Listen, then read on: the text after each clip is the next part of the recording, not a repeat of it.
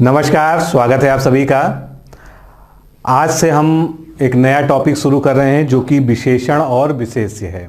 बहुत ही महत्वपूर्ण टॉपिक है और प्रायः कहीं ना कहीं इस टॉपिक को लेके आप लोगों में थोड़ा सा कन्फ्यूजन देखने को मिलती है। तो मेरा यही प्रयास रहेगा कि मैं इस तरह से आपको जो है विशेषण और विशेष्य पढ़ाऊँ कि आपके अंदर जो दोनों शब्दों को लेके एक तो कन्फ्यूजन रहती है और दोनों का प्रयोग किस तरह से होता है और आपस में इनका इंटरचेंज यानी आपस में जो है परिवर्तन यानी विशेष से विशेषण कैसे बनाते हैं और विशेषण से विशेष कैसे बनाते हैं और हम ये कैसे पहचानें किसी सेंटेंस में कि कोई शब्द विशेष है या विशेषण है। तो इन सब जो है प्रमुख उद्देश्यों को लेके जो है हम इस लेक्चर की शुरुआत करने जा रहे हैं। तो सबसे पहले आज हम शुरुआत करेंगे विशेषण से, क्योंकि विशेष्य उसके बाद आएगा।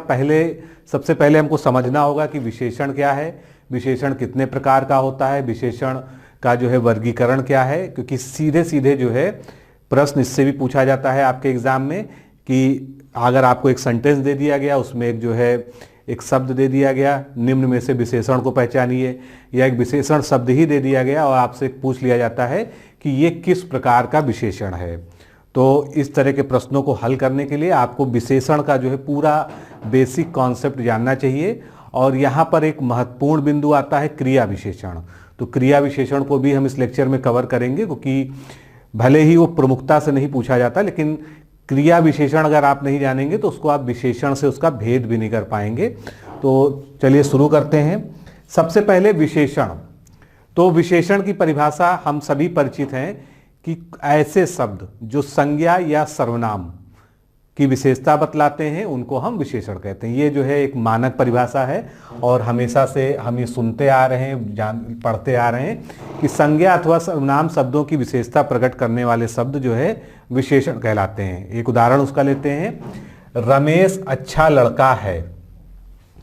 रमेश अच्छा लड़का है, तो इसमें विशेषण शब्द क्या हुआ? अच्छा। यानी लड़के की विशेषता क्या बताई जा रही कि वो लड़का अच्छा है, तो ये शब्द क्या हो गया? अच्छा। या यूं कह लीजिए कि रमेश की विशेषता बतलाई जा रही है कि वो एक अच्छा लड़का है। तो यहाँ पर अच्छा जो क्या हो गया? एक विशेषण शब्द हो गया। इसी तरह से शीला बुद्धिमान है, तो हम प्रश्न करेंगे शीला कैसी है। जब कभी हमको ये समझना हो कि यहाँ पर विशेषण क्या है तो उसको हम पहले प्रश्न बनाते हैं। जब हम प्रश्न बनाएंगे, शीला बुद्धिमान है, इसको हम प्रश्नवाचक कैसे बनाएंगे? शीला किस प्रकार की है? तो हमको जवाब मिला कि शीला बुद्धिमान है। तो बुद्धिमान क्या हो गई? इसकी विशेषता हो गई, यानी बुद्धिमान इसका जो है विशेषण शब्द हो गया। वह लंबा लड़का है। अब यहां पर जो है लड़के की विशेषता बताई जा रही है कि वो लड़का कैसा है? लंबा लड़का है। तो यहां पर जो है लंबा होना क्या है? एक विशेषण शब्द है। इसी तरह से वह गाय काली है, तो यहां पर गाय का कलर बताया जा रहा है, गाय का रंग बताया जा रहा है कि वो काली है। वो सफेद भी हो सकती है, वो भूरी भी हो सकती है, तो यहां पर बताया जा रहा है कि वो काली है। तो काली का मतलब जो है ये एक विशेषण शब्द हो गया। तो यहां तक आप ये समझ गए होंगे कि विशेषण शब्द क्या है और जो है वो किस प्रकार से विश्लेषता बतलाते हैं। फिर विशेषण के भेद क्या होते हैं? तो विशेषण के भेद जो होते हैं यानी विशेषण के प्रकार, उनका कई तरह से डिविजन्स किया जाता है। तो उसके गुण, संख्या, परिमाण आदि के आधार पर विशेषण जो है 4 प्रकार के होते हैं। आप कई सारी किताबें पढ़ सकते हैं, कई सारी मानक पुस्तकें आपने पढ़ी होंगी, किसी में 3 भी दिया है, किसी में 5 भी दिया है, लेकिन जो सर्वमान्य है मानक हिंदी की दृष्टि से उसको हम ये मान के चलते हैं कि विशेषण 4 प्रकार के होते हैं। और आयोग के द्वारा भी जो है अपने उत्तरों में इसको स्वीकार किया गया है कि विशेषण के 4 प्रकार होते हैं। अब वो 4 प्रकार कौन कौन से हैं? तो पहला प्रकार है हमारा सार्वनामिक विशेषण, इसी को हम संकेतवाचक विशेषण भी कहते हैं। अभी हम सबकी डिटेल में भी चलेंगे। तो सार्वनामिक विशेषण या संकेतवाचक विशेषण। दूसरे तरह का विशेषण है संख्यावाचक विशेषण। तीसरे तरह का है परिमाण। परिमाण किससे संबंधित होता है? नाप तौल से संबंधित जो शब्द होते हैं, अगर वो किसी की विशेषता बतलाने में यूज होते हैं तो वो परिमाणवाचक होते हैं। और चौथा जो शब्द है वो है गुणवाचक, यानी उसका जो है गुण धर्म के बारे में, रंग, काल, दशा इत्यादि के बारे में बोध कराने वाले विशेषण शब्द जो है गुणवाचक विशेषण की श्रेणी में आते हैं। तो ये 4 स्पष्ट रूप से जो इसके भेद हो गए। अब इन भेदों में भी जो है कई सारे उपभेद हैं। तो जैसे हमने बात की कि सार्वनामिक विशेषण या इसको हम संकेतवाचक विशेषण भी कहते हैं, तो ये दो प्रकार का होता है। एक तो हमारा मौलिक हो जाएगा। मौलिक का मतलब कि सर्वनामिक विशेषण है, जैसे हमने एक उदाहरण पढ़ा पीछे, वह गाय काली है, तो गाय की विशेषता बता दी गई काली है, लेकिन वह, तो वहां पर क्या है, वह शब्द भी अपने आप में एक विशेषण है, क्योंकि ये इंगित कर रहा है कि वो वाली गाय, वह वाली गाय, यानी ऐसे शब्द जो सर्वनाम की तरह प्रयुक्त हो रहे हैं, लेकिन जो सर्वनाम हैं लेकिन वो कहीं पर विशेषण की तरह प्रयुक्त हो रहे हैं, तो वो सार्वनामिक विशेषण में आ जाएंगे। अभी हम आगे इसको डिटेल में समझेंगे। लेकिन अगर वो मौलिक हैं, मतलब उनमें कोई परिवर्तन नहीं किया गया, जैसे वह शब्द है तो उसमें कोई परिवर्तन नहीं किया गया है, तो वो मौलिक हो गया, और दूसरे तरह का विशेषण हो गया यौगिक। तो कुल मिला के ये भेद कैसे आया? ये भेद आया कि व्युत्पत्ति के आधार पर, यानी जो सर्वनामिक विशेषण है उनकी रचना जो सर्वनाम से, वो जो सर्वनाम विशेषण की तरह बिहेव कर रहे हैं, व्यवहार कर रहे हैं, उनकी जो शब्द की व्युत्पत्ति हुई है वो किस प्रकार से हुई। अगर मौलिक रूप से वो शब्द यूज हो रहे हैं तो मौलिक हो गया, अगर जो है वो किसी का परिवर्तन होकर बन रहे हैं तो वो यौगिक हो गया। अगला हमारा संख्यावाचक, जैसा कि नाम से स्पष्ट है कि ये संख्या के बारे में ज्ञान कराता, तो ये दो तरह से हो सकता है, या तो वो पूरी ठीक ठीक एक संख्या बताए, जैसे 1 2 3 4, या वो अनिश्चितवाचक हो, यानी अनिश्चयवाचक हो, जैसे कुछ, कितना, थोड़ा, बहुत, तो इस तरह के शब्द जो है ये अनिश्चित संख्यावाचक हो गए। अब निश्चित संख्यावाचक के भी हम कुछ भेद कर सकते हैं, वो हमारे 4 भेद हो जाएंगे। पहला हो जाएगा गणनावाचक। गणना मतलब हम गिनती कर रहे हैं, तो गिनती भी जो है या तो पूर्णांक में होगी या अपूर्णांक में होगी। पूर्णांक कैसे, या 2 हमने कहा, और अपूर्णांक कैसे, जैसे हमने कहा 2.5, सवा, साढ़े, तो ये जो है अपूर्णांक में आ गया। फिर निश्चित संख्यावाचक में दूसरा आ गया हमारा क्रमवाचक, जो एक क्रम को बताता हो, आवृत्ति बताता हो, तो आवृत्तिवाचक। समुदाय का बोध कराता हो तो समुदायवाचक, और प्रत्येक बोधक हो तो प्रत्येक बोधक। अभी हम सबको डिटेल में समझेंगे और सबका उदाहरण भी देखेंगे। तो ये जो है संख्यावाचक यहाँ पर हमने पूरा कर लिया। अब हम जो है आते हैं अपने पहले उदाहरण पर, जो हमारा पहला प्रकार है सार्वनामिक या संकेतवाचक। तो सार्वनामिक या संकेतवाचक जो है, ये जैसा कि हमने अभी बात की कि सर्वनाम शब्द जब विशेषण की तरह प्रयोग होते हैं तो वे सार्वनामिक विशेषण कहलाते हैं। यानी मूल रूप से वो सर्वनाम है, लेकिन वो वाक्य में ऐसी इस तरह से प्रयोग हो रहे हैं कि वो जो है एक विशेषण का काम कर रहे हैं। जैसे हमने कहा वह गाय काली है, यह मकान उसका है, तो यहाँ पर मकान की विशेषता बताई जा रही है कि यही मकान उसका है। तो इस तरह से जो शब्दों का जो है सर्वनाम शब्द जब विशेषण की तरह यूज होंगे तो वो सार्वनामिक, या इसको कहीं कहीं आप संकेतवाचक जो है पढ़ सकते हैं। तो इसको हम दूसरे शब्दों में कैसे कह सकते हैं? ऐसे सर्वनाम शब्द जो संज्ञा से पहले लगकर उस संज्ञा शब्द की विशेषण की तरह विशेषता बताते हैं, वे शब्द जो है सार्वनामिक विशेषण कहलाते हैं। ये भी जो है इसकी एक परिभाषा हो गई। अब इसको थोड़ा सा उदाहरण से समझेंगे जो जरूरी है। जैसे पुस्तक है मेरी पुस्तक, अगर हमने कहा मेरी पुस्तक, तो मेरी जो है क्या मतलब कि एक विशेषता बता रही है कि ये मेरी ही पुस्तक है। इसी तरह से कोई बालक, किसी का महल, वह लड़का, वह बालक, वह पुस्तक। तो यहां पर आप देख रहे हैं जितने भी मैं जो है सर्किल कर रहा हूं, ये शब्द हैं क्या? ये शब्द सर्वनाम है, लेकिन ये सर्वनाम कैसे हैं? ये जो है संज्ञा की विशेषता बता रहे हैं, या जो है उसको एक विशिष्टता प्रदान कर रहे हैं। वह आदमी, वह लड़की, तो ये सब कैसे हो गए? संकेतवाचक, या जो है इनको हम सार्वनामिक विशेषण कहेंगे। कुछ अन्य उदाहरण देखते हैं जब हम वाक्य में इसका प्रयोग करते हैं, जैसे कि वह मकान गिर जाएगा। तो यहाँ पर एक विशिष्टता है, स्पेशली हम बात कर रहे हैं उस मकान की जो हमारे सामने, तो उसको हम कह रहे हैं वह मकान गिर जाएगा। और संकेतवाचक क्यों कहा जाता है इसको? क्योंकि ये संकेत करता है, हमेशा जो है किसी एक विशेष जो है संज्ञा वस्तु के तरफ जो है इंगित करते हुए बताता है सर्वनाम शब्द, और वो वहां पर विशेषण हो जाता है। यह पुस्तक अच्छी है। इसी प्रकार से कौन व्यक्ति जा रहा है, यानी व्यक्ति की भी विशेषता कि कौन व्यक्ति जा रहा है। ये घोड़े मजबूत हैं, घोड़ों के बारे में यहाँ पर संकेत किया जा रहा है। तो सार्वनामिक विशेषण, जैसे हमने कहा सर्वनामिक विशेषण के बारे में हमने समझ लिया। अब ये दो तरह के होते हैं, एक तो पुरुषवाचक होता है, एक निजवाचक होता है। पुरुषवाचक क्या है, निजवाचक क्या है, इसको हम समझते हैं। तो सबसे पहले पुरुषवाचक की बात करते हैं। जो सर्वनाम किसी पुरुष यानी व्यक्ति के लिए प्रयोग में लाए जाते हैं उन्हें हम पुरुषवाचक सर्वनाम कहते हैं, यानी इसके नाम में ही इसकी परिभाषा छुपी हुई है। जो सर्वनाम किसी व्यक्ति या पुरुष के लिए प्रयोग में लाए जाते हैं उन्हें पुरुषवाचक कैसे हैं, जैसे कि मैं, आप, तू, वह, यह, ये सभी क्या है, ये पुरुषवाचक या जो है या एक व्यक्ति की जो है ये क्या बता रहे हैं, विशेषता बता रहे हैं। तो किसी वक्ता या लेखक, दो ही केस हो सकता है, दो लोग अगर आपस में बात कर रहे हैं या हम जो है कुछ पढ़ रहे हैं या हम कुछ बोल रहे हैं तो कोई सुन रहा है, तो इन सब कंडीशंस में क्या होगा, या तो वक्ता होगा या लेखक, यानी जो संबोधित कर रहा हो उसके सामने तीन तरह के पुरुष हो सकते हैं। या तो वो स्वयं हो सकता है, मतलब मैं अपनी बात खुद कहूं, मैं अपने बारे में बात करूं, या जो है सुनने वाला, मेरी बात आप सुन रहे हैं तो मैं आपके बारे में बात कहूं, या मेरे और आपके अलावा किसी तीसरे के बारे में हम लोग आपस में बात कर रहे हैं। तो यहाँ पर पुरुष कैसे हो सकते हैं, तीन केस हो सकते हैं। या तो मैं स्वयं हो सकता हूं, यानी जो वक्ता या लेखक है वो स्वयं हो सकता है, या उसको जो सुनने वाला है जिसको हम श्रोता कहेंगे, अगर वो पढ़ रहा है तो वो पाठक कहलाएगा। तीसरा केस क्या हो सकता है कि वह व्यक्ति जिसके बारे में बात की जा रही है, यानी वो तीसरा व्यक्ति जो वहां पर मौजूद नहीं है लेकिन उसके बारे में हम बात कर रहे हैं। तो इसी आधार पर जो है हम पुरुषवाचक सर्वनाम को तीन जो है भागों में बांटते हैं। वो तीन भाग कौन से हैं, उत्तम पुरुष, मध्यम पुरुष और अन्य पुरुष। यह आपने पढ़ा होगा लेकिन यहां पर इसको क्लैरिटी समझ लीजिए। उत्तम पुरुष का अर्थ क्या हो गया, लेखक या वक्ता स्वयं।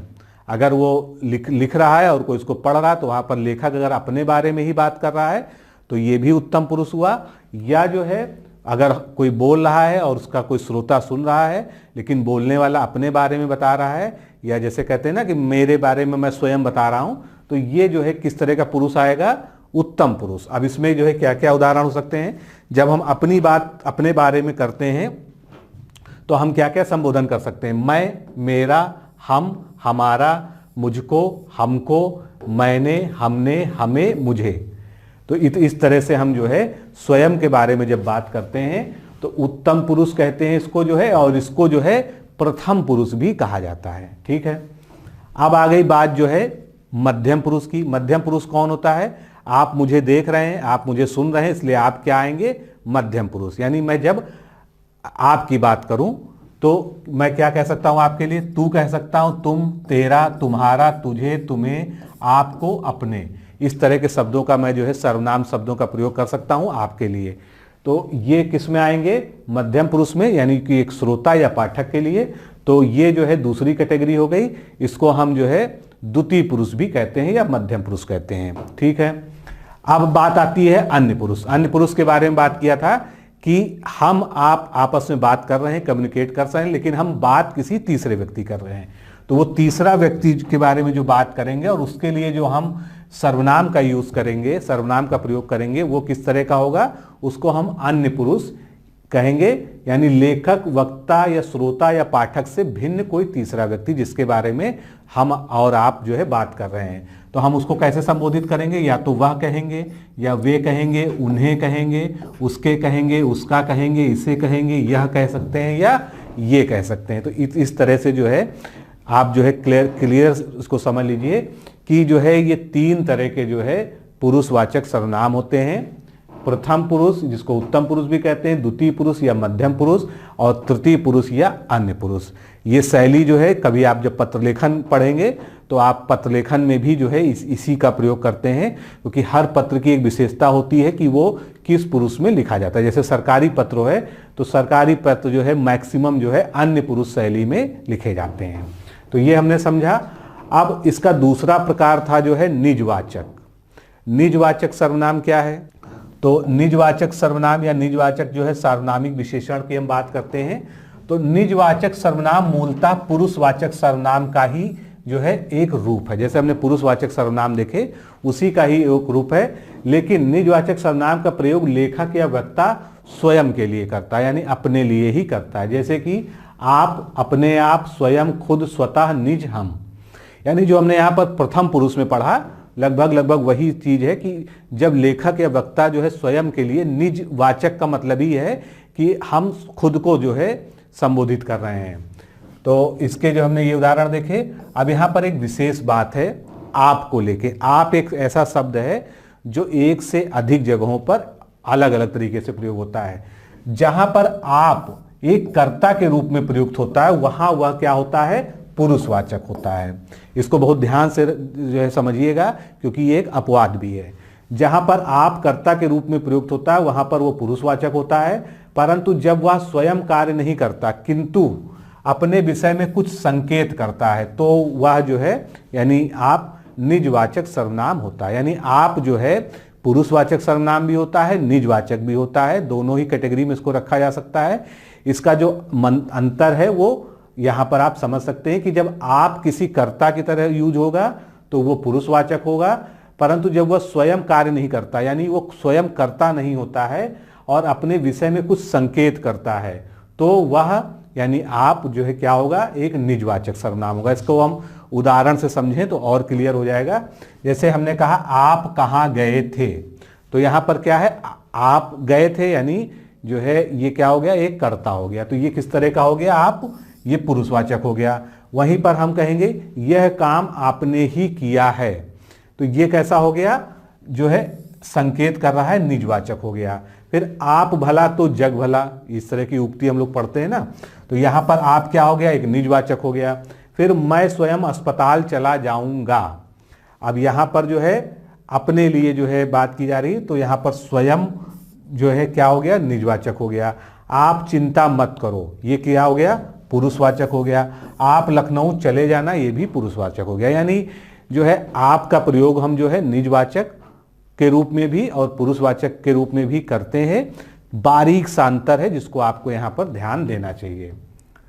अब सार्वनामिक विशेषण भी दो प्रकार के होते हैं, जो हमने बात की थी शुरुआत में, जो हमने चार्ट देखा था, तो उसको जो है हम अच्छे से समझ लेते हैं। सार्वनामिक विशेषण जो है व्युत्पत्ति के आधार पर, यानी उस शब्द की रचना, उस शब्द की उत्पत्ति किस प्रकार से हुई है, इस पर जो है अगर हम इस आधार पर क्लासिफिकेशन करें तो ये दो प्रकार का, एक है मौलिक और एक है यौगिक। यौगिक जो है जानते हैं आप, कंपाउंड होता है यानी कुछ चीजों को मिलाकर बनने वाला, और मौलिक जो है बिल्कुल बेसिक होता है, जो मूल रूप में होता है, जिसको हम फंडामेंटल भी कहते हैं। तो मौलिक सार्वनामिक विशेषण जो है मूल रूप से हिंदी के 11 सर्वनाम जब बिना किसी रूपांतर के संज्ञा के पहले आकर संज्ञा की विशेषता बताते हैं, तो ऐसे विशेषण को मौलिक सार्वनामिक विशेषण कहते हैं। यानी हिंदी में जो है मूल रूप से कुल 11 सर्वनाम होते हैं, और जब वो अपने मूल रूप में ही रहते हैं, उनका कोई चेंज नहीं होता है, तो वो जो है मौलिक सार्वनामिक विशेषण कहलाते हैं। जैसे कि यह घर, वह व्यक्ति, कोई आदमी, इनमें जो है यह, वह और कोई, इनमें कोई भी परिवर्तन नहीं किया गया है। ये जो मूल रूप में वैसे ही है जैसे हिंदी में इनकी उत्पत्ति है। अब इसी का उलट जो है हमारे पास है यौगिक सार्वनामिक विशेषण। यौगिक सार्वनामिक विशेषण क्या है, जो सर्वनाम मूल सर्वनामों में प्रत्यय लगाकर बनते हैं, यानी मूल सर्वनाम है उसमें प्रत्यय लगा दें तो एक नया शब्द बन जाएगा, जो कि एक जो है विशेषण होगा। कौन सा, सर्वनामी विशेषण होगा, या उसको हम केवल जो है सर्वनाम भी कह लें, क्योंकि सर्वनाम से सर्वनाम बन रहा है। और अगर वो संज्ञा के पहले आता है और विशेषण की तरह व्यवहार करता है तो उसको हम यौगिक सार्वनामिक विशेषण कहते हैं। जैसे ये से ऐसा, किस से कैसा, जिस से जैसा, ये क्या हुआ, इनके हमने मूल जो है जो हमारे पास सर्वनामिक शब्द थे उनमें जो है हम लोगों ने कुछ ना कुछ प्रत्यय लगा दिया तो बन गया ऐसा, कैसा, जैसा। जबकि ये क्या था, ये, किस और जो, तो ये जो है ऐसा व्यक्ति, कैसा घर, जैसा देश, तो ये क्या बन गए, मौलिक सार्वनामिक विशेषण बन गए। अब हमारा जो है दूसरा प्रकार है जो हम पढ़ने जा रहे हैं, विशेषण का गुणवाचक विशेषण। गुणवाचक विशेषण बहुत ज़्यादा आपके एग्जाम में पूछा जाता है, क्योंकि सबसे ज़्यादा जो है जो तरीके का विशेषण होता है वो यही होता है। यानी सबसे ज़्यादा जो है प्रकार, या जो है सबसे ज़्यादा जो है आप प्रसार भी इसको कह सकते हैं, गुणवाचक विशेषण का ही जो है विशेषण में देखने को मिलता है। तो गुणवाचक विशेषण क्या होते हैं, किसी संज्ञा या सर्वनाम के गुण, जैसे कि कोई विशेष स्थिति, उसकी दिशा, उसका रंग, उसके गुण दोष, उसकी गंध, काल, स्थान, आकार, उसका रूप, स्वरूप, स्वाद, इन सब का जो बोध कराने वाले विशेषण शब्द होते हैं उनको हम गुणवाचक या गुणबोधक विशेषण शब्द कहते हैं। अब इनको जो है कई कैटेगरी में पढ़ते हैं और ये कैटेगरी से भी एग्जाम्पल आता है। जैसे आपसे पूछ लिया जाता है निम्न में से कौन सा एक कालबोधक जो है विशेषण है या कालबोधक गुणवाचक विशेषण है, तो आपको बताना होगा। तो इसलिए अगर हम इसको कैटेगराइज करके पढ़ेंगे तो हमको जो है ज़्यादा आसानी से हम प्रश्नों का उत्तर दे सकेंगे। तो सबसे पहले कालबोधक की बात करते हैं। नाम से स्पष्ट है, काल यानी समय या टाइमिंग का जो है, टाइमिंग के बारे में जो विशेषता बताए उस तरह के विशेषण शब्द जो है कालबोधक विशेषण कहलाएंगे। तो कालबोधक में जैसे कि नया, यानी कोई चीज़ नई है तो इसके बारे में नया जो है काल के बारे में बताया कि ये नया है, ये पुराना है। भूतकाल है, वर्तमान है, भविष्य है, प्राचीन, अगला, पिछला, मौसमी, टिकाऊ, नवीन, क्षणिक, क्षणभंगुर, ये शब्द क्या है, ये सभी जो है काल की विशेषता बता रहे हैं, काल की तरफ इंगित करते हैं, यानी किसी न किसी समय विशेष से जो है उसको जोड़ने का प्रयास करते हुए उसकी विशेषता बताते हैं। तो ये कैसे होंगे, कालबोधक हो गए। इसी तरह से स्थान बोधक, यानी जो हमको किसी एक प्लेस, स्थान के बारे में, उसकी अवस्थिति के बारे में अवगत कराएं विशेषण शब्द, वो स्थान बोधक के अंतर्गत आएंगे। जैसे कि भारतीय, अमेरिकी, पंजाबी, असमी, क्षेत्रीय, देसी, स्थानीय, उजाड़, चौरस, भीतर।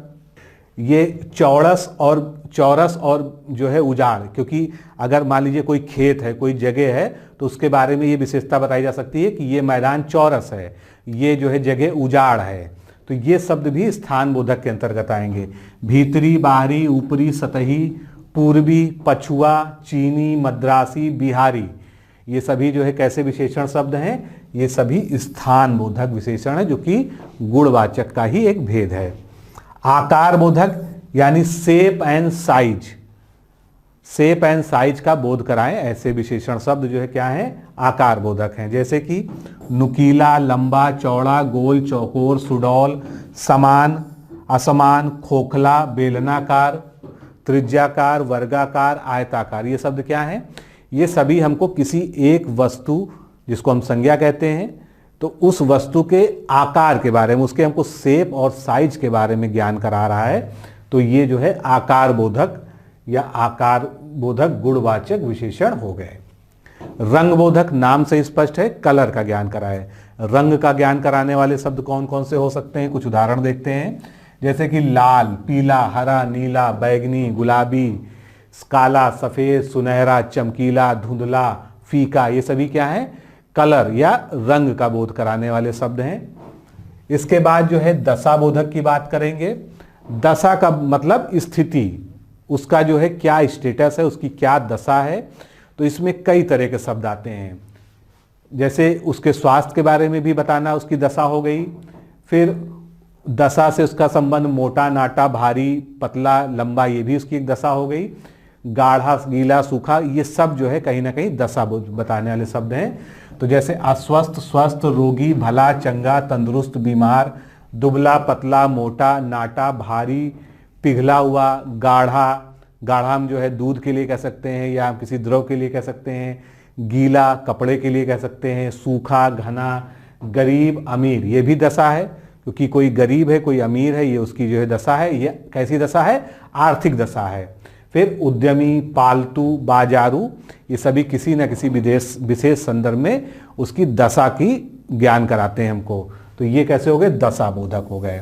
फिर गुण बोधक, अब जो है गुणवाचक के अंदर ही हमारा जो है अगला है गुण बोधक, यानी जो है उसकी क्वालिटी की बात करते हैं यहाँ पर जो है। तो क्वालिटी उचित है कि अनुचित है, भला, बुरा, अच्छा, खराब, सच्चा, झूठा, पुण्य, पापी, दानी, न्यायी, दुष्ट, दुराचारी, सदाचारी, सीधा, शांत, सरल, परिश्रमी, ईमानदार, दयालु और कृपण, ये सभी शब्द क्या हैं, ये गुण बता रहे हैं, किसी जो है पर्टिकुलर संज्ञा शब्द का गुण या धर्म गुण धर्म बता रहे हैं। फिर गंध बोधक, गंध आप समझते हैं कि उसकी स्मेल के बारे में ज्ञान कराए, खुशबूदार है, बदबूदार है, सुगंधित है या महकदार है, तो ये गंधबोधक में आ गया। स्पर्श बोधक, हम किसी वस्तु को छूते हैं तो हमको उसका कैसा स्पर्श का अनुभव हुआ, उस अनुभव को व्यक्त करने वाले शब्द, जैसे कि कोमल, कठोर, मखमली, खुरदुरा, चिकना। इसके बाद स्वाद बोधक, खाने में हमको उसका कैसा स्वाद महसूस हुआ, मीठा, खट्टा, कड़वा, कसैला, मधुर, नमकीन, निकता, तीता। तो ये शब्द जो हैं ये क्या हैं, ये स्वाद का बोध करा रहे हैं। तो यहाँ पर जो है आप समझ गए होंगे कि गुणवाचक जो है विशेषण क्या है। आपने बहुत सारे एग्जाम्पल देखे। अब अगर आपके सामने कोई सेंटेंस में कोई विशेषण शब्द हो तो आप जो है इसमें से गुणवाचक शब्द को आसानी से पहचान सकेंगे। अब अगला हमारा है संख्यावाचक। संख्या मतलब जो संख्या का बोध कराए। तो जिन विशेषण शब्दों से संज्ञा या सर्वनाम की संख्या का बोध हो वे संख्यावाचक होते हैं। जैसे दिन के बारे में बताया गया कि 4 दिन, घर के बारे में बताया गया 5 घर, दिशा के बारे में बताया गया कि 10 दिशाएं, व्यक्ति कितने हैं तो कुछ व्यक्ति हैं, सब कोई कितने हैं, सब हैं। तो यहां पर जो है अगर आप प्रश्न पूछेंगे तो आपको भी जवाब मिल जाएगा और आप जान जाएंगे कि वो विशेषण शब्द कौन सा है। कितने दिन, 4 दिन, कितने घर, 5 घर, कितनी दिशाएं, 10 दिशाएं, कितने व्यक्ति, कुछ व्यक्ति, कितने, सब। तो ये जो है आपको जो है संख्यावाचक। अब संख्यावाचक 2 तरीके के हो सकते हैं, या तो वो जो है निश्चित संख्याओं का ज्ञान कराएं या अनिश्चित संख्या का ज्ञान कराएं। तो निश्चित का जो ज्ञान कराते हैं वो निश्चित संख्यावाचक शब्द कहलाएंगे। तो इस विशेषण से संज्ञा या सर्वनाम की निश्चित संख्या का बोध होता है। कैसे? हमने कहा कार के बारे में, तो कार या तो 1 होगी या 2 होगी या 3 होगी या 4 होगी, लेकिन कार जो है 2.5, पौने, सवा इस तरह से तो नहीं हो सकती है। कमरे भी इसी प्रकार से, 2 कमरे, लड़के कितने हैं, 3 लड़के हैं, कुत्ते कितने हैं, 5 कुत्ते। यानी हमको एक डिटरमाइंड, एक निश्चित संख्या का बोध होता है, तो वो जो है संख्यावाचक होते हैं। अनिश्चित संख्यावाचक, जिनमें संख्या जो है निश्चित ना हो, यानी इस विशेषण से संज्ञा सर्वनाम की संख्या निश्चित रूप से ज्ञात नहीं होती। हमको एग्जैक्टली ये नहीं पता चलता है कि टोटल उसकी जो है संख्या कितनी है। जैसे कि कहा गया कि कुछ लोग आए हैं, तो कितने लोग हैं ये नहीं पता चल रहा, कुछ लोग हैं जिनकी हमको एक्चुअल गिनती नहीं पता है। अब हमने कहा व्यक्ति, तो उन्होंने कहा हर एक व्यक्ति। लोग कितने हैं, सब लोग हैं। फिर व्यक्ति, कई व्यक्ति भी हो सकते हैं, लेकिन यहाँ पर कहीं पर भी इन सभी शब्दों से, जैसे कुछ, हर एक, सब, कई, इन शब्दों से कहीं भी ये ज्ञान नहीं हो रहा है कि निश्चित रूप में कितनी संख्या है। तो ये हो गए हमारे अनिश्चित जो है। अब निश्चित अनिश्चित का हम भेद समझ गए।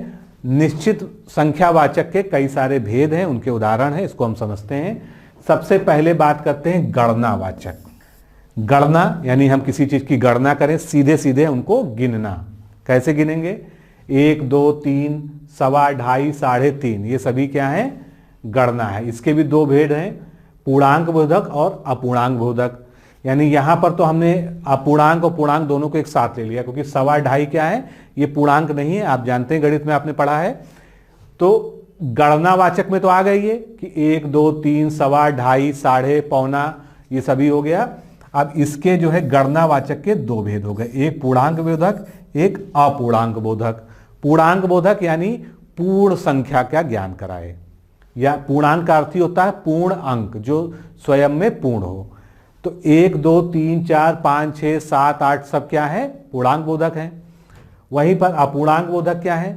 सवा, 2.5, 3.5, पौने 5, पौने 4, ये सभी शब्द क्या है? ये पूरा का पूरा जो है आपको ये नहीं बताते हैं कि गणना में जो है ये पूर्णांक। अब तो ये सभी शब्द जो होते हैं ये क्या है? पूर्ण अंक का बोध नहीं कराते हैं, इसीलिए इनको अपूर्णांक बोधक कहते हैं।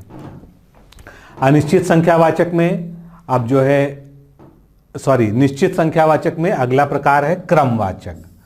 क्रम मतलब सीरियल। सीरियल कैसे पता चलेगा? हम कहेंगे कोई पहला है, कोई दूसरा है, कोई तीसरा है, कोई चौथा है, कोई 5वां है। तो ये क्या हमको पता चला? एक क्रम का पता चला, एक सीरियल का पता चला। तो ये ऐसे शब्द क्या हो गए? ऐसे विशेषण शब्द हो गए हमारा क्रमवाचक। आगे बढ़ते हैं, आवृत्तिवाचक। आवृत्ति मतलब फ्रीक्वेंसी। फ्रीक्वेंसी आप लोग अच्छी तरह समझते हैं, 1 गुना, 2 गुना, 3 गुना, 4 गुना, इस तरह के जो फ्रीक्वेंसी या जो है इसकी बारंबारता बताने वाले शब्द हैं। तो दूना, तिगुना, चौगुना, 2.5 गुना, 10 गुना, ये जो है आवृत्तिवाचक विशेषण के अंतर्गत आते हैं। अगला प्रकार है समुदाय बोधक, यानी किसी कम्युनिटी का बोध कराए, किसी जो है एक विशेष समुदाय का बोध कराए। जैसे कि दोनों आदमी, तीनों घर, चारों व्यक्ति, तो इससे क्या होता है, पता चलता है कि वो एक कम्युनिटी है। तो यहां पर दोनों, तीनों, चारों, आठों, 1 दर्जन, 1 जोड़ी, यानी एक समुच्चय का बोध कराने वाले जो शब्द हैं वो सभी जो है समुदाय बोधक विशेषण के अंतर्गत आएंगे। इसके बाद अगला प्रकार है प्रत्येक बोधक विशेषण, जहां पर जो है हमको प्रत्येक, जैसे हर एक, 2-2, सवा-सवा, प्रत्येक, ये सभी शब्द क्या है, प्रत्येक बोधक। जैसे हर एक व्यक्ति, 2-2 चावल के दाने, सवा-सवा किलो गेहूं और चावल, तो ये जो है प्रत्येक बोधक जो है शब्द हैं, तो इनको जो है हम प्रत्येक बोधक विशेषण के अंतर्गत रखते हैं। अगला प्रकार हमारा जो है विशेषण का है परिमाणवाचक। परिमाण मतलब क्या होता है, माप तौल, क्वांटिटी। अगर हम इसको इंग्लिश में कहें तो क्वांटिटी, यानी किसी की माप कितनी है, किसी की तौल कितनी है, किसी की जो है मात्रा कितनी है, इसका बोध जो हम लोग को शब्द कराते हैं वो जो है शब्द परिमाणवाचक विशेषण के अंतर्गत आते हैं। तो परिमाण का अर्थ क्या होता है, माप। अतः ऐसे विशेषण शब्द जो संज्ञा या सर्वनाम के परिमाप, जिसमें माप, तौल इत्यादि आते हैं, इनका बोध कराते हैं, वे परिमाणवाचक विशेषण कहलाते हैं। जैसे दूध के बारे में हमने बता दिया, उसको नाप के कि वो 4 लीटर दूध है, तो यहाँ पर 4 लीटर क्या हो गया, परिमाणवाचक शब्द हो गया। गेहूं के बारे में हमने बता दिया कि ये 1.25 सेर गेहूं है, क्योंकि ये इकाई है एक नापने की। घी के बारे में बता दिया, हमने निश्चित भले नहीं बताया, लेकिन हमने बताया कुछ घी है। अब वो 1 लीटर है, 2 लीटर है, कितना है कुछ पता नहीं। थोड़ा सा पानी, पानी कितना है, थोड़ा सा है, मतलब उसकी हम मात्रा के बारे में बता रहे हैं, लेकिन भले ही हमको उसकी पूरी मात्रा का ज्ञान नहीं हो। तो ये सभी शब्द जो है यहाँ पर क्या हो गए, ये सभी यहाँ पर जो है परिमाणवाचक विशेषण के उदाहरण हो गए। अब इसको भी हम 2 बड़े भागों में बांट सकते हैं। परिमाणवाचक विशेषण, एक तो निश्चित परिमाण, यानी जिसमें हमको एक निश्चित मात्रा का पता चल रहा है, और एक अनिश्चित, जिसमें हमको निश्चित मात्रा का पता नहीं चल रहा है। तो निश्चित मापतौल का बोध कराने वाले जो है शब्द जो है निश्चित परिमाणवाचक विधेय हुए। जैसे हमने कपड़े को नापा, हमने कहा 1 मीटर कपड़ा है। दूध के लिए हमने कहा 2 लीटर दूध है। जलेबी के लिए हमने कहा कि 100 ग्राम जलेबी है। हल्दी के लिए हमने बताया कि 1 किलो हल्दी है। सोना के लिए बताया 1 तोला है, और तेल के लिए बताया ये 2 लीटर है। तो यहाँ पर एक निश्चित क्वांटिटी का, निश्चित मात्रा का हमको पता है, इसलिए निश्चित जो है परिमाणवाचक विशेषण हो गया। अगला कैटेगरी हमारी जो है, यहाँ पर हमको ये नहीं पता कि एग्जैक्टली जो है क्वांटिटी क्या है। दूध के बारे में बताया कि हमारे पास बहुत दूध है, लेकिन कितना दूध है एग्जैक्टली नहीं पता। इसी प्रकार से धन के बारे में बहुत सारा धन या सारा धन। मक्खन के बारे में कहा हमने ढेर सारा है। दही के बारे में कहा कई किलो है, लेकिन कितने किलो है एग्जैक्टली नहीं पता। 50 मन गेहूं, तो गेहूं कितना है, कई मन है, लेकिन कितना है ये नहीं पता। तनिक सा अचार, अचार कितना है, तनिक सा है, लेकिन एग्जैक्टली वो 10 ग्राम है, 5 ग्राम है, इसके बारे में हमको उसकी जो है मात्रा या उसकी तौल का अंदाजा नहीं है। तो ये सब जो है शब्द कैसे हो गए, ये अनिश्चित परिमाणवाचक विशेषण के अंतर्गत आ गए। अब यहाँ पर जो है विशेषण की अवस्थाएं आपसे पूछ ली जाती हैं तुलना में। तो विशेषण की अवस्थाएं क्या होती हैं, जिसको डिग्री ऑफ कंपैरिजन कहते हैं इंग्लिश में। जिन विशेषणों के द्वारा 2 या 2 से अधिक विशेष के गुण अवगुण की तुलना की जाती है, उन्हें तुलना बोधक विशेषण कहते हैं। जैसे कि हम कहते हैं, एक सीधा सीधा एग्जाम्पल पहले आपको दिखा दें। जैसे हमने कहा वो बहुत प्रिय है, फिर हमने 2 लोगों के बीच कंपैरिजन किया कि वो प्रियतर है। 2 लोगों में हमने कहा कि इसमें से, जैसे ए और बी हमने कहा, तो इसमें से हमने कहा ए प्रियतर है, यानी ए जो है बी से ज़्यादा मुझे प्यारा है। फिर हमने कई लोगों के बीच जो है एक बात कही कि इनमें से ए से जेड तक लोग बैठे हुए हैं, इसमें हमने कहा कि इसमें सी जो है वो प्रियतम है, यानी वो सबसे ज्यादा प्रिय है। तो ये जो कंपैरिजन है इसको जो है हम इसकी अवस्था के बारे में कहते हैं। तो तुलनात्मक दृष्टि से एक ही प्रकार की विशेषता बताने वाले पदार्थ या व्यक्तियों की मात्रा का अंतर होता है। अब तुलना के विचार से विशेषणों की 3 अवस्थाएं होती हैं, जैसा कि अभी हमने एग्जाम्पल में देखा। एक तो मूलावस्था होती है, दूसरे को उत्तरावस्था कहते हैं, तीसरे को उत्तमावस्था कहते हैं। अब ये सीधे सीधे आप उदाहरण से समझ लीजिए। प्रिय मूलावस्था में है और इसका जो है जो उत्तरावस्था है वो क्या है, प्रियतर है। सीधी सी बात, अगर हम एक व्यक्ति के बारे में बात करेंगे तो हम जो है मूलावस्था की बात करेंगे, मूलावस्था विशेषण की वहां पर प्रयोग होगी। अगर हम 2 लोगों के बीच कंपैरिजन कर रहे हैं तो वहां पर उत्तरावस्था आएगी। और अगर हम 2 से अधिक हो, चाहे 3 हो, 4 हो, चाहे 5 हो, और 2 से अधिक लोगों के बीच कोई कंपैरिजन कर रहे हैं, कोई तुलना कर रहे हैं, तो जो है उत्तमावस्था का प्रयोग होगा। प्रिय का प्रियतर प्रियतम हो जाएगा। इसी प्रकार का निम्न, हमने कहा ये बालक निम्न कोटि का है। फिर हमने दूसरा एग्जाम्पल दिया कि रमेश और सुरेश में सुरेश निम्नतर है, यानी इन दोनों में ये जो है ज्यादा निम्न है। फिर हमने पूरी क्लास के बारे में कहा कि इसमें से जो है रमेश निम्नतर है, तो निम्नतम है, सॉरी। तो ये जो है क्या हो गया, कई लोगों के बीच हमने कंपैरिजन कर दिया, यानी 2 से ज्यादा के बीच जब हम कंपैरिजन करेंगे तो वहां पर जो है उत्तमावस्था आएगी। इसी प्रकार से निकृष्ट का निकृष्टतर और निकृष्टतम हो गया, लघु का लघुतर और लघुतम हो जाएगा, उच्च का उच्चतर और उच्चतम हो जाएगा, अधिक का अधिकतर और अधिकतम हो जाएगा, कोमल का कोमलतर और कोमलतम हो जाएगा, सुंदर का सुंदरतर और सुंदरतम हो जाएगा, महत का महत्तर 2 लोगों के बीच, और 2 लोगों से ज्यादा के बीच में चुनाव कर रहे हैं हम, तो महत्तम यानी सबसे अधिक। अगर हम जो है सबसे शब्द का जो प्रयोग करते हैं वो जो है उत्तमावस्था के लिए होता है। मोटा का, अब मोटा का उस तरह से तो हम रूप नहीं बना सकते, तो इसमें हम लगा देते हैं अधिक मोटा। हमने कहा जो है राम और श्याम में श्याम अधिक मोटा है। फिर हमने कहा कि पूरी क्लास में जो है श्याम सबसे मोटा है, तो सबसे अधिक हम वहां लगा देंगे, सबसे अधिक मोटा है।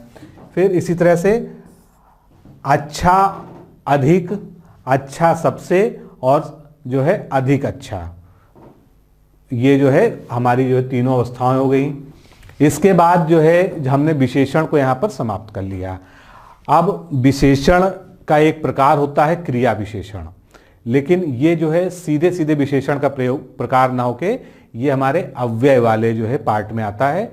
लेकिन चूंकि आपके एग्जाम में इससे रिलेटेड क्वेश्चंस आ चुके हैं तो हम क्रिया विशेषण को भी समझेंगे, क्योंकि अगर एक ही सेंटेंस में एक से ज्यादा विशेषण का प्रयोग हुआ है तो आपको ये पता होना चाहिए कि क्या एक्चुअल में विशेषण शब्द है और ऐसा कौन सा शब्द है जो क्रिया की विशेषता बता रहा है, यानी वो क्रिया विशेषण है। तो अगर हम परिभाषा की दृष्टि से देखें तो सीधे तौर पे हम बता सकते हैं कि जिन शब्दों से क्रिया की विशेषता का पता चलता है उसे हम क्रिया विशेषण कहते हैं। बिल्कुल सीधी सी परिभाषा है। किसी क्रिया के बारे में अगर कोई विशेषता बताने वाला शब्द का यूज हुआ है तो वो शब्द जो है क्रिया विशेषण कहलाएगा। अर्थात जिन शब्दों से क्रिया या दूसरे क्रिया विशेषण की विशेषता प्रकट हो। यहां पर एक और है कंडीशन कि क्रिया विशेषण की भी विशेषता बताने वाले शब्द होते हैं, वो भी क्रिया विशेषण ही कहलाते हैं। यानी एक ही सेंटेंस में 2 क्रिया विशेषण भी प्रयुक्त हुए आपको दिख सकते हैं। अभी हम इन सब चीजों को डिटेल में समझेंगे। तो पहले ही बात करते हैं, जैसे यहां, तेज, अब, रात, धीरे धीरे, प्रतिदिन, सुंदर, वहां, जल्दी, अभी, बहुत, ये सभी क्या है क्रिया विशेषण शब्द हैं और प्रायः क्रियाओं की विशेषता बताने के लिए इनका प्रयोग होता है। इसको उदाहरण से समझिए तो ज्यादा समझ में आएगा। हमने कहा श्याम धीरे धीरे टहलता है, ये एक शब्द, एक वाक्य हमारे सामने। यहां पर क्रिया क्या है, टहलना क्रिया है। कौन टहल रहा है, श्याम टहल रहा है, तो इनको हम जो है क्या कहेंगे, या तो कर्ता कह लेंगे या इसको यहां पर विशेष कह लेंगे, संज्ञा कह लेंगे। कैसे टहल रहे हैं, धीरे धीरे टहल रहे हैं। यानी क्रिया की विशेषता कौन सा शब्द बता रहा है, धीरे धीरे शब्द।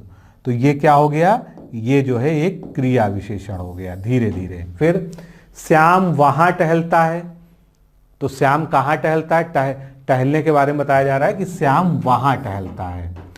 फिर श्याम अभी टहलता है, श्याम किस समय टहलता है, तो श्याम अभी टहलता है। यानी क्रिया की ही विशेषता बता रहे हैं। कौन कौन से शब्द, धीरे धीरे, वहां और अभी, ये सभी श्याम के टहलने यानी क्रिया की विशेषता बता रहे हैं। ये क्रिया विशेषण या इनको हम अविकारी विशेषण भी कहते हैं, क्योंकि ये अव्यय शब्द होते हैं।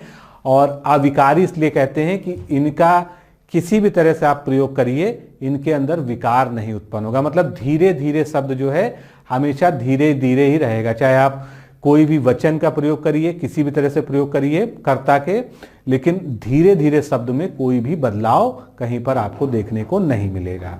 इसीलिए इसको अविकारी विशेषण भी कहते हैं। इसके अतिरिक्त जो है क्रिया विशेषण दूसरे क्रिया विशेषण की भी विशेषता बताता है। कैसे बताता है, वह पहला मतलब हो गया चलना। हमने कहा वह धीरे चलता है, ये हमारे सामने सेंटेंस हो गया कि वह बहुत धीरे चलता है। तो सबसे पहले चलने की क्या विशेषता है, धीरे चलना। तो क्रिया विशेषण एक ये हो गया कि वो किस तरह से चल रहा है, धीरे चल रहा है। फिर एक और क्रिया विशेषण यहाँ आ गया जो ये बता रहा है किस तरह से चल रहा, बहुत धीमे चल रहा है। तो ये क्या हो गया, दूसरा क्रिया विशेषण हो गया। तो चलने की ही विशेषता यहाँ पर दो अलग अलग अविकारी शब्द बता रहे हैं, तो वो जो है दो क्रिया विशेषण यहाँ पर होंगे। यानी धीरे जो एक क्रिया विशेषण है इसकी विशेषता भी बता रहा है कि वो बहुत धीरे चल रहा है, तो यहाँ पर वो भी जो है क्रिया विशेषण हो गया। आगे अन्य उदाहरण लेते हैं। बच्चे धीरे धीरे चल रहे थे, तो यहाँ पर धीरे धीरे क्या है, क्रिया विशेषण है। वे लोग रात को पहुंचे, कब पहुंचे, रात को। पहुंचने की विशेषता यानी पहुंचना क्या है, क्रिया है, और उसकी विशेषता बताई जा रही कि वे रात को पहुंचे। सुधा प्रतिदिन पढ़ती है, कब पढ़ती है, वो प्रतिदिन पढ़ती है यानी रोज पढ़ती है। रमेश प्रतिदिन पढ़ता है। सुमन सुंदर लिखती है, तो किस तरह से लिखती है, क्या कार्य कर रही, लिखने का। लिखने की विशेषता क्या है कि वो सुंदर है, सुंदर लिखती है। तो सुंदर शब्द यहाँ पर क्या हो गया, एक क्रिया विशेषण हो गया। तो ये जो है इसके कुछ और उदाहरण थे। मैं बहुत थक गया हूं, कुछ और उदाहरण देख लेते हैं। थक गया हूं, थकना क्या है, एक क्रिया है, और विशेषता उसकी कौन बता रहा है, बहुत शब्द बता रहा है। फिर वह यहां से चला गया, तो चला गया उसकी विशेषता बताई जा रही है स्थान के संदर्भ में कि यहां से चला गया। घोड़ा तेज दौड़ता है, घोड़ा कैसे दौड़ता है, तेज दौड़ता है।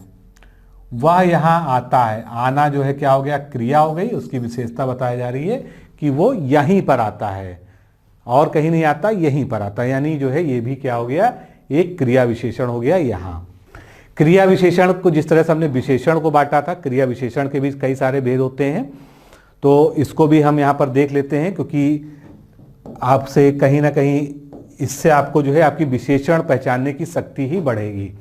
तो प्रयोग के अनुसार दो तरह से हो सकते हैं, एक साधारण होगा, एक संयोजक होगा, और एक तीसरा अनुबद्ध होगा। यानी तीन तरह के हो गए प्रयोग के आधार पर। अभी हम इनको डिटेल में पढ़ेंगे।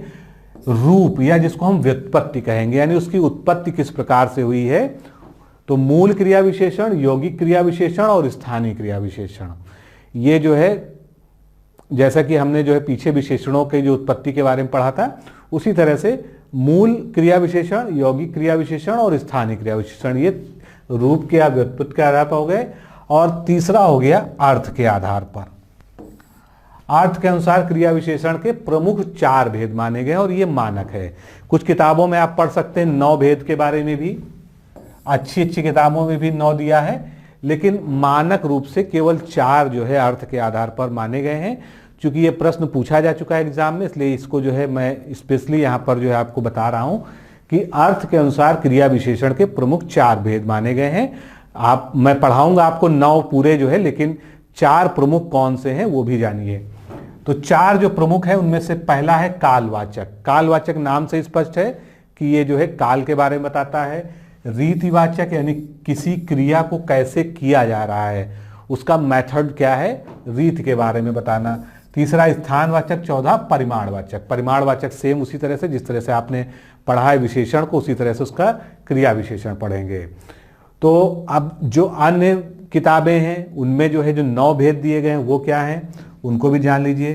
परिमाणवाचक, रीतिवाचक, कालवाचक, स्थानवाचक, गुणवाचक, निश्चयवाचक, अनिश्चयवाचक, निषेधवाचक और कारणवाचक, ये कुल जो है 9 प्रकार का दिए गया है। तो शुरुआत करते हैं प्रयोगवाचक से। प्रयोग का मतलब उसका हम एप्लीकेशन कैसे कर रहे हैं, उसका हम प्रयोग कैसे कर रहे हैं। तो इसके आधार पर जो है पहला हमारा भेद बनता है साधारण क्रिया विशेषण।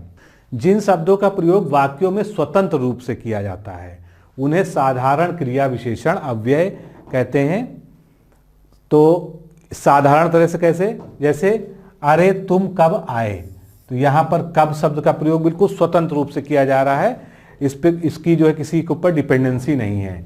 अरे अब मैं क्या करूं, राम जल्दी आओ, अरे वह चोर कहाँ गया, तो ये क्या है, ये अव्यय या अविकारी शब्द हैं जो विशेषण की तरह क्रिया की विशेषता बता रहे हैं, लेकिन इनका प्रयोग स्वतंत्र रूप से किया जा रहा है, इसलिए इनको हम जो है यहाँ पर साधारण क्रिया विशेषण कहेंगे। संयोजक मतलब कनेक्टिंग, दो जो है चीजों को जोड़ने वाली चीज को हम संयोजक कहते हैं। तो सेम वही यहाँ पर सेंस है कि जिन शब्दों का संबंध किसी उपवाक्य के साथ होता है उन्हें हम संयोजक क्रिया विशेषण कहते हैं। यानी हिंदी में 2 उपवाक्यों को, 2 उपबंधों को आपस में जोड़ने का काम करने वाले जो अव्यय शब्द हैं, और लेकिन वो क्या है, क्रिया की विशेषता भी साथ में बता रहे हो, तो वो जो है संयोजक क्रिया विशेषण की श्रेणी में आएंगे। जैसे जहां तुम जाओगे वहीं मैं आऊंगा, तो जहां और वहीं यहां पर क्या हो गए, ये संयोजक क्रिया विशेषण हो गए। जहां तुम जाओगे वहीं मैं आऊंगा। इसी प्रकार से यहां हम चल रहे हैं वहां वो दौड़ रहा है। यहां 2 जो है उपवाक्य हैं, लेकिन इनको जोड़ने के लिए जो है कुछ विशेष संयोजक अव्यय या अविकारी शब्द यहां पर यूज हो रहे हैं जो क्रिया की विशेषता साथ में बता रहे हैं, तो ये जो है संयोजक क्रिया विशेषण कहलाएंगे।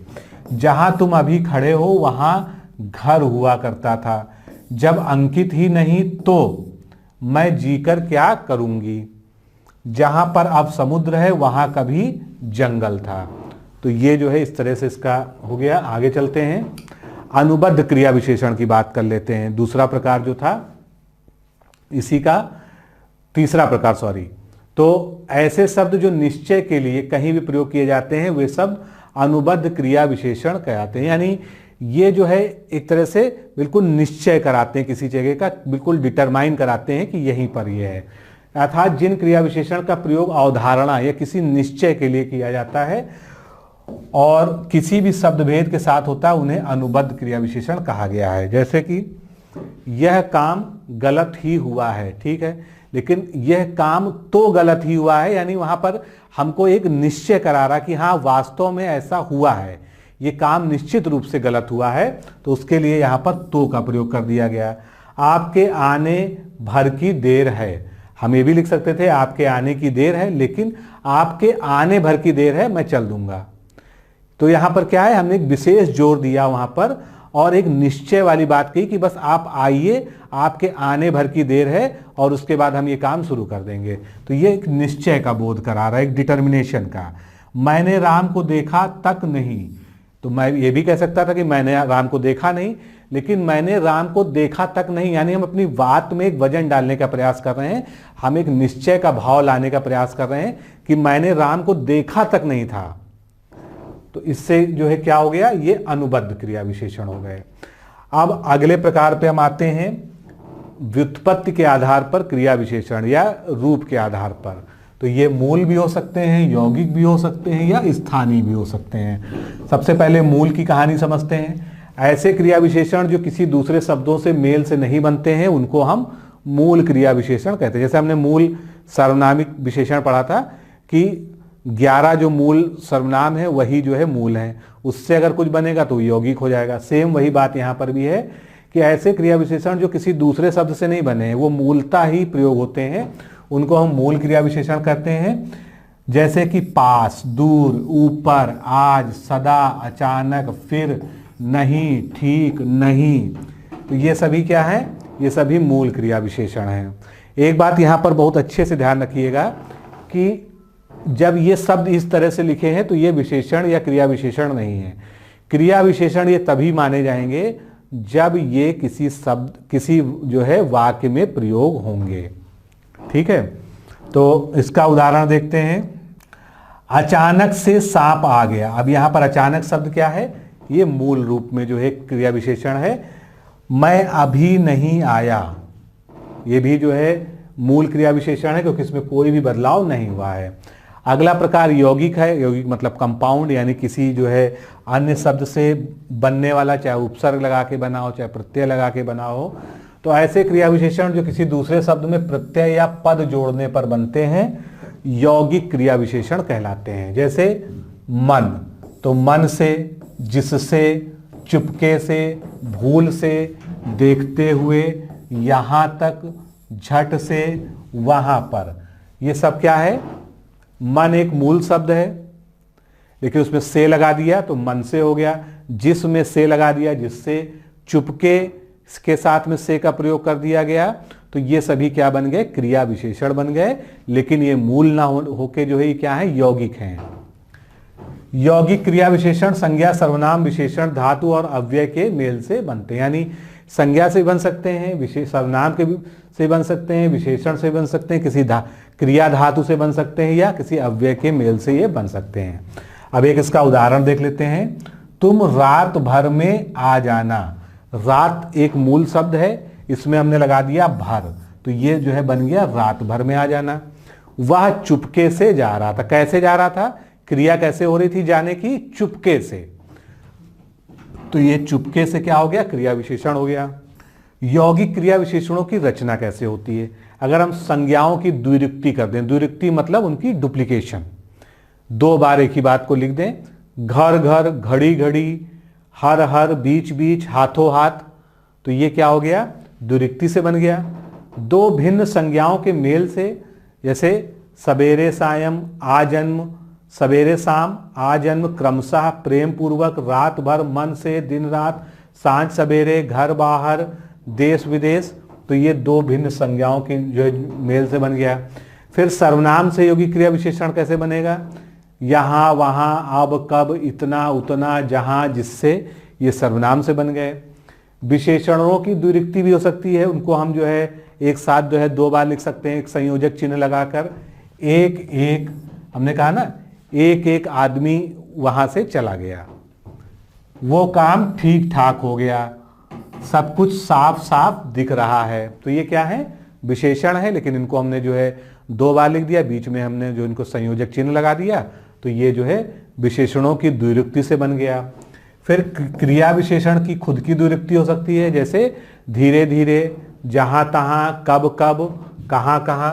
दो क्रिया विशेषणों को आपस में मिलाने से भी, जहां तहां, जहां कहीं, जब तब, जब कभी, कल परसों, आस पास। अगला उदाहरण कैसे हो सकता है? दो भिन्न या समान क्रिया विशेषणों के बीच में अगर हम ना शब्द का प्रयोग कर दें, जैसे कभी ना कभी, कुछ ना कुछ, तो ये क्या बन गया? ये भी क्रिया विशेषण बन गया। अनुकरणवाचक शब्दों की द्विरुक्ति से कैसे यौगिक क्रिया विशेषण बनेगा? जैसे पट पट, तड़ तड़, सटासट, धड़ाधड़, तो ये शब्द क्या है? ये अनुकरणवाचक शब्दों की द्विरुक्ति से बन गए। इसी तरह से संज्ञा और विशेषण के मेल से, एक साथ, एक बार, दो बार। अव्यय और दूसरे शब्दों के मेल से, प्रतिदिन, यथाक्रम, अनजाने, आजन्म। पूर्वकालिक कृदंत और विशेषण के मेल से, जैसे लिखा हमने विशेष और उसमें जोड़ दिया कर, तो विशेष कर। बहुत कर, मुख्य कर, एक एक कर। अगला प्रकार इसका है स्थानीय क्रिया विशेषण। स्थानीय का मतलब लोकल, यानी ऐसा जो है क्रिया विशेषण जो उस वाक्य में प्रयोग होने के कारण और अपनी विशेष स्थिति के कारण, यानी उसकी वहां मौजूदगी के कारण वो विशेषण जैसा क्रिया की विशेषता बताने लगे।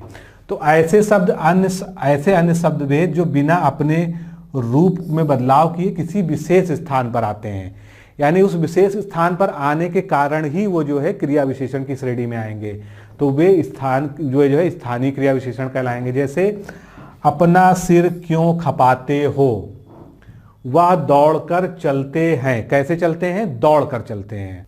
आगे, अर्थ के अनुसार क्रिया विशेषण के जो 9 भेद हमने देखे थे, 4 तो शुरुआत वाले वही हैं जो है मानक में है, बाकी कुछ और हैं। तो इनको जो है एक एक करके जल्दी जल्दी हम देख लेते हैं। सबसे पहला कालवाचक, नाम से स्पष्ट है कि ये काल का यानी टाइमिंग का बोध कराएगा। तो जैसे कि कुछ शब्द एग्जाम्पल से ही आप सीधे समझ जाएंगे। आज, कल, अभी, तुरंत, रात भर, दिन भर, हर बार, कई बार, नित्य, कब, यदा, कदा, जब, तब, हमेशा, तभी, तत्काल, निरंतर, शीघ्र, पूर्व, बाद, पीछे, घड़ी घड़ी, अब, पश्चाताप, तदंतर, कल, फिर। तो ये बहुत लंबी लिस्ट है, आप इसको जो है पढ़ सकते हैं। तो कुल मिलाकर जो है ये सभी शब्द जो है कैसे हैं, ये जो है अविकारी शब्द हैं और ये जो है किसी न किसी क्रिया की विशेषता इस तरह से बताएं जो कि काल के संदर्भ में हो, यानी समय या टाइमिंग के संदर्भ में। उदाहरण से समझते हैं। मैंने सुबह खाना खाया, तो हमारे प्रश्न हमने पूछा हमने कब खाना खाया, मैंने सुबह खाना खाया। तो सुबह शब्द यहाँ पर क्या है, कालवाचक क्रिया विशेषण हो गया। इसी तरह से मैं शाम को खेलता हूँ, मैं सुबह जल्दी उठता हूँ, मैं दोपहर में स्कूल से लौटता हूँ। ये सभी जो है टाइमिंग या काल के बारे में बता रहे हैं। इसी तरह से और एग्जाम्पल्स हैं। वह नित्य टहलता है, वे कब गए, श्यामू कल मेरे घर आया था। कब आया था, कल आया था। मैं वहाँ कभी कभी जाता हूँ, सीता कल जाएगी। दिन भर वर्षा हो रही है, फिर परसों बरसात हो रही है, वह प्रतिदिन कृष्ण कल जाएगा। कुल मिलाकर ये सारे शब्द जो है आपने देख लिए कि ये सभी कालवाचक क्रिया विशेषण के उदाहरण हो गए। अब स्थानवाचक क्रिया विशेषण की बात कर लेते हैं। किसी पर्टिकुलर स्थान की ओर इंगित करता है, किसी पर्टिकुलर स्थान की विशेषता बताता है क्रिया विशेषण शब्द, तो वो स्थानवाचक क्रिया विशेषण हो जाएगा। तो ऐसे अविकारी शब्द जो हमेशा क्रियाओं के होने के स्थान का बोध कराएं, वे शब्द स्थानवाचक कहलाएंगे क्रिया विशेषण। जैसे जहां पर, यहाँ, वहां, भीतर, बाहर, इधर उधर, दाएं बाएं, कहाँ किधर, पास दूर, अन्यत्र, इस ओर उस ओर, ऊपर नीचे, आगे पीछे, आमने सामने। ये सभी क्या है, ये सभी जो है स्थानवाचक हैं। अब इसके कुछ उदाहरण देख लीजिए, बिल्कुल स्पष्ट हो जाएगा आपको। मैं कहाँ जाऊं, यानी यहाँ पर क्या है, स्थान के बारे में बताया गया कि मैं जाऊं कहाँ। तुम नीचे बैठो, नीचे एक स्थान है। वह आगे चला गया, तुम अंदर। हम छत पर सोते हैं, शशि मुझसे बहुत दूर बैठी, तो यहाँ पर बहुत दूर हो गया। तुम अपने दाहिने ओर गिर गए। तारा कहाँ एवं किधर गई, इधर उधर मत देखो, उधर मत जाओ। मैं बाहर खेलता हूँ, मैं पेड़ पर बैठा हूँ। कहाँ पर बैठा हूँ, पेड़ पर बैठा हूँ, तो स्थान हो गया ये। मुरारी मैदान में खेल रहा है, कहाँ पर खेल रहा है, मैदान में खेल रहा है। तो ये सभी क्या है, स्थानवाचक क्रिया विशेषण के उदाहरण हो गए। इसी तरह से दिशावाचक की बात कर लें तो नाम से स्पष्ट है कि दिशा का बोध कराएगा। ये जो शब्द क्रिया की दिशा से संबंध हो उनका बोध कराते हो, वो जैसे कि और, इधर, जिधर, किधर, सामने, यानी उसका उदाहरण देख लेते हैं। घर की ओर जाओ, यानी किस दिशा में जाओ, घर की ओर जाओ। मेरी ओर देखो, वह उधर मुड़ गया। यहाँ पर उधर शब्द क्या है, जो है बता रहा है दिशा।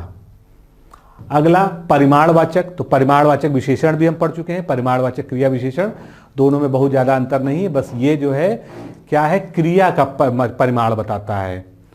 तो ऐसे क्रिया विशेषण शब्द जिनसे हम क्रिया के परिमाण, संख्या या मात्रा का पता चलता है, वे शब्द परिमाणवाचक क्रिया विशेषण कहलाते हैं। यानी जो शब्द क्रिया की मात्रा को बताएं, यहाँ पर जो है अन्य किसी की मात्रा को नहीं, केवल क्रिया की मात्रा की हम बात कर रहे हैं। जैसे कि काफी, ठीक ठाक, बहुत कम, अत्यंत, अतिशय, बहुत थोड़ा, अधिक, अल्प, कुछ, पर्याप्त, प्रभुत। लेकिन इसको जब हम जो है वाक्य में समझेंगे तो जो है हमको ज्यादा समझ में आएगा। जैसे कि कम खाओ, तो खाना एक क्रिया है और उसकी जो है विशेषता बता रहा है कम, कि थोड़ा कम खाओ। कैसा बोलता है, कम बोलता है। बहुत अधिक खाओगे तो बीमार पड़ जाओगे, तो यहाँ पर अधिक किसके लिए प्रयोग किया गया, खाने के लिए। खाना क्या है, क्रिया है। उतना बोलो, बोलना क्रिया है, तो उसके लिए जो है वर्ड लगा दिया गया उतना। इसी तरह रमेश खूब पढ़ता है, तेज गाड़ी चल रही है, सविता बहुत बोलती है, मैं बहुत घबरा रहा हूँ, वह अतिशय व्यथित होने पर भी मौन है। परिमाणवाचक क्रिया विशेषण के भी कुछ प्रकार बताए गए हैं, जल्दी से इसको देख लेते हैं। पहला है अधिकता बोधक, यानी किसी चीज की अधिकता, किसी चीज की अति के बारे में बताने वाले। बहुत, अति, बड़ा, बिल्कुल, सर्वथा, खूब, निपट, अत्यंत, अतिशय, यानी ये जो हमेशा अधिक वाली बातें करेगा। न्यूनताबोधक ये जो है बताएगा कि वो जो है जो क्रिया हो रही है वो कम हो रही है, जैसे कि कुछ, लगभग, थोड़ा, टुक, प्रायः, जरा, किंचित। फिर पर्याप्तिवाचक ये बताएगा कि जो क्रिया हो रही है उसकी मात्रा कैसी है, पर्याप्त है, सफिशिएंट है, जैसे कि केवल, बस, काफी, यथेष्ट, चाहे, बराबर, ठीक, अस्तु। तुलनावाचक ये जो है क्रिया की तुलना बताएगा कि अधिक तेज दौड़ा, अधिक दौड़ा, तो अधिक, कम, इतना, उतना, जितना, कितना, बढ़कर। श्रेणीवाचक श्रेणी बताएगा उसकी जो है कैटेगरी, यानी थोड़ा थोड़ा, क्रम से, बारी बारी, तिल तिल, एक एक कर, यथाक्रम, यानी उसकी श्रेणी के बारे में यहाँ पर बात हुई। अब अगला जो है पांचवा प्रकार जो है वो है रीतिवाचक। तो रीतिवाचक का अर्थ है कि क्रिया किस प्रकार से हो रही है इसके बारे में जानकारी देना। तो जो शब्द क्रिया की रीत या ढंग बताते हैं, रीत, ढंग, तरीका बताते हैं, उन्हें रीतिवाचक क्रिया विशेषण कहते हैं। तो इसका अर्थ यह हुआ कि ऐसे क्रिया विशेषण शब्द जो किसी क्रिया के होने की विधि, मेथड या तरीके का बोध कराते हैं, वे शब्द जो है सभी रीतिवाचक कहलाएंगे। तो कुछ रीतिवाचक शब्द कैसे हो सकते हैं, जैसे कि धीरे, जल्दी, ऐसे, वैसे, कैसे, ध्यानपूर्वक, सुखपूर्वक, शांतिपूर्वक, ये सभी जो इसके उदाहरण हैं। वाक्य में समझेंगे तो आपको ज़्यादा समझ में आएगा। जैसे कि रमेश कैसे चलता है, रमेश ध्यान से चलता है, तो यहाँ पर क्या बताया गया कि उसके चलने का ढंग बताया गया, इसका तरीका बताया गया। सुधीर कैसे बोलता है, सुधीर मधुर बोलता है। सुमित गलत चाल चलता है। जितेंद्र अच्छी तरह से काम करता है। बाघ धीरे धीरे आगे बढ़ता है, तो यहाँ पर उसके चलने का ढंग बताया गया कि वो धीरे धीरे आगे बढ़ता है। फिर श्याम कैसे खाता है, फटाफट खाता है। चीता कैसे दौड़ता है, तेज दौड़ता है। महेश हमेशा सच बोलता है। हरेंद्र ध्यानपूर्वक पढ़ाई करता है। तो ये सब जो है मेथड है। यहाँ पर आप एक चीज़ ये भी देखेंगे कि क्रिया विशेषण में जो एक शब्द जो है किसी और प्रकार का भी हो सकता है, वो प्रयोग के आधार पर दूसरे प्रकार में भी आ सकता है। यानी अगर वो रीतिवाचक है तो हो सकता है वो जो है कहीं कालवाचक या जो है किसी अन्य प्रकार का भी हो सकता है। तो हमेशा जो है जो आपको एग्जाम्पल देना होगा वो वाक्य में उसके प्रयोग के आधार पर जो ही आप उसकी तय करेंगे कि वो शब्द किस प्रकार का है। तो इनमें जो है जो तरीका है, जो यानी रीतिवाचक है, उनको भी हम जो है समझने के लिए कुछ और भागों में डिवाइड कर सकते हैं। जैसे कि एक तो प्रकार बताए, ऐसे, वैसे, कैसे, मानो, धीरे, अचानक, स्वयं, स्वतः, परस्पर, यथाशक्ति, प्रत्युत्तर, फटाफट।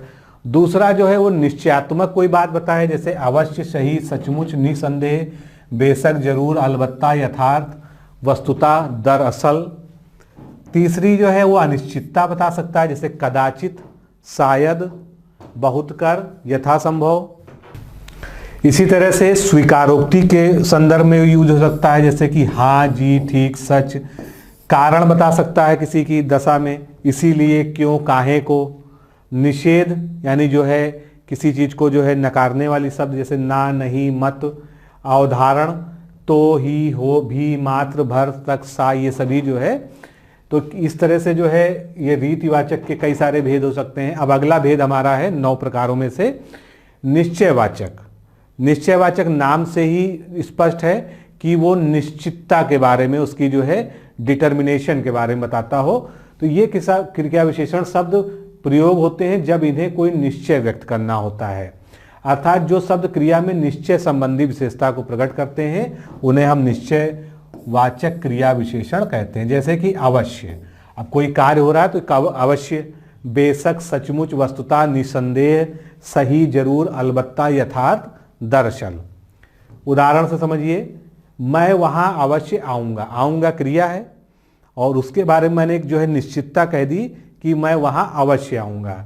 इसी तरह से प्रीत निसंदेह सफल होगा, तो उसकी सफलता के बारे में हमने कहा निसंदेह सफल होगा वो। इसी तरह से अनिश्चयवाचक क्रिया विशेषण अगला प्रकार है हमारा। यहाँ पर जो है अनिश्चय का भाव होता है, यानी कोई चीज हो रही है, कोई क्रिया हो रही है, तो वो निश्चितता उसकी जो है तय नहीं है, तो वो अनिश्चय शब्द का प्रयोग होता है। जैसे कि जो क्रिया विशेषण शब्द क्रिया में अनिश्चय संबंधी विशेषता को प्रकट करें उन्हें अनिश्चयवाचक क्रिया विशेषण कहेंगे। अर्थात यह क्रिया विशेषण शब्द तब प्रयोग होते हैं जब हमें क्रिया के होने की अनिश्चितता या उसके बारे में संदेह हो, जैसे कि मुमकिन, शायद, कदाचित, संभवतः, अक्सर, बहुत कर, यथासंभव, इन शब्दों का प्रयोग जो है ऐसे संदर्भ में किया जाता है। उदाहरण समझते हैं। श्याम शायद चला जाए। चलना या चला जाना मतलब जो है क्रिया, लेकिन शायद चला जाए मतलब ये निश्चित नहीं है कि वो जाएगा ही या नहीं जाएगा, इसलिए यहाँ पर शायद क्या है, एक क्रिया विशेषण हो गया जो अनिश्चयवाचक हो गया।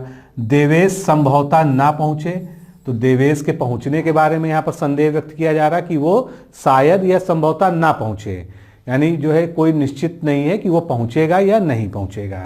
तो इस तरह का प्रयोग जो है निश्चयवाचक क्रिया विशेषण में किया जाता है। 8वां प्रकार इसका है निषेधवाचक। निषेध मतलब होता है किसी चीज को मना करना या जो निगेटिव अर्थ होता है। तो जो शब्द क्रिया के करने या ना होने का निषेध प्रकट करें उन्हें निषेधवाचक क्रिया विशेषण कहेंगे, जैसे कि ना, ना, न, मत, नहीं आदि। इसका प्रयोग जो है मुख्यतः जो है क्रिया के होने को नकारने के लिए किया जाता है। जैसे तुम यहां मत बैठो, तो बैठना जो क्या है, एक क्रिया है। मत बैठो यानी यहां पर एक नकारात्मक भाव है। नहीं कहूंगा, तो नहीं कहना जो है क्रिया है और उसका जो है क्रिया विशेषण यहां पर नहीं कहूंगा। आगे चलते हैं। अगला प्रकार कारणवाचक क्रिया विशेषण। कारणवाचक, जो शब्द क्रिया के होने या करने का कारण बताए उन्हें कारणवाचक क्रिया विशेषण कहते हैं। कारणात्मक क्रिया विशेषण तब प्रयोग किए जाते हैं जब हम किसी क्रिया के होने का कारण व्यक्त करना होता है, जैसे कि क्योंकि, उद्देश्य से, अतः, कारण के मारे, अतएव, इसलिए, चूंकि, किस लिए, क्यों, काहे को, ये सभी शब्द जो है उसके कारण को व्यक्त करते हैं क्रिया के। उदाहरण समझें, कमजोरी के कारण वह चल नहीं सकता, यानी वो चल नहीं सकता, चलना यहाँ पर क्रिया हो गई। और किस कारण नहीं चल सकता, कमजोरी के कारण नहीं चल सकता है। ठंडी हवा चल रही थी इसीलिए घनश्याम सो गया। घनश्याम क्यों सो गया, क्योंकि ठंडी हवा चल रही थी, और इसको व्यक्त करने के लिए यहाँ पर एक अव्यय प्रयोग किया गया, इसीलिए। इसीलिए जो है एक निश्चितता भी प्रदान करता है, साथ में कारण बता रहा है कि क्रिया का कारण क्या है, सो गया, क्योंकि उसका कारण है कि ठंडी हवा चल रही थी इसीलिए वो सो गया। तो ये जो है कारणवाचक क्रिया विशेषण हो गया। फिर अर्थ के अनुसार जो है कुछ पुस्तकों में एक दो भेद और आपको मिल जाएंगे, केवल आपकी नॉलेज के लिए यहाँ पर मैं बताना चाहता हूँ, क्योंकि जरूरी नहीं कि आप इसको याद रखें। एक होता है आकस्मिकता क्रिया विशेषण। आकस्मिकतात्मक का अर्थ आप समझते हैं कि कोई चीज आकस्मिक रूप से हो रही है, उसके बारे में बताने के लिए। तो ये क्रिया विशेषण शब्द हम तब प्रयोग करते हैं जब हम किसी क्रिया के आकस्मिक होने का बोध कराना होता है, कि वो क्रिया अचानक हो गई, जैसे कि सहसा, सहसा गिर पड़ा, अकस्मात, अचानक, एकाएक, एकदम आदि। एक होता है स्वीकारात्मक क्रिया विशेषण। किसी भी क्रिया विशेषण के होने को स्वीकारने के लिए, उसको एडमिट करने के लिए, स्वीकारने के लिए जो क्रिया विशेषण शब्द प्रयोग होते हैं, जैसे कि हाँ, सच, ठीक, बिल्कुल, जी, अच्छा इत्यादि शब्द जो है ये सभी स्वीकारात्मक क्रिया विशेषण हो गए। एक आवृत्त्यात्मक क्रिया विशेषण के बारे में भी कुछ विद्वानों ने लिखा है। तो किसी भी क्रिया में निरंतरता दिखाने के लिए इस क्रिया विशेषण का प्रयोग किया जाता है, जैसे कि गटागट, धड़ाधड़, यानी ये एक निरंतरता बनी, वो गटागट पानी पी रहा है, वो धड़ाधड़ जो है चल रहा है या धड़ाधड़ गिर पड़ा। फिर एक निष्कर्ष दर्शाने के लिए निष्कर्ष आत्मक क्रिया विशेषण होता है। ये क्रिया विशेषण सब निष्कर्ष व्यक्त करते हैं, जैसे अतः, इसलिए। तो ये सभी शब्द जो है निष्कर्ष क्रिया विशेषण वाले में आ गए। तो दोस्तों इस तरह से आज हम लोगों ने विशेषण का पूरा कॉन्सेप्ट समझा, क्रिया विशेषण को भी समझा। ये चैप्टर अपने आप में महत्वपूर्ण है, क्योंकि जब आप विशेषण को समझ जाएंगे अच्छे से तभी आप जो है विशेष्य को समझ पाएंगे। तो विशेषण और विशेष्य में हमको चूंकि बहुत अच्छी तरह से अंतर आना चाहिए, इसलिए ये चैप्टर महत्वपूर्ण था। इसको रिवाइज करिएगा, इसको जो है एक दो बार और देखिएगा, तो आप जो है चीज़ों को बेहतर समझ पाएंगे। अगले लेक्चर में मिलते हैं। नमस्कार, धन्यवाद।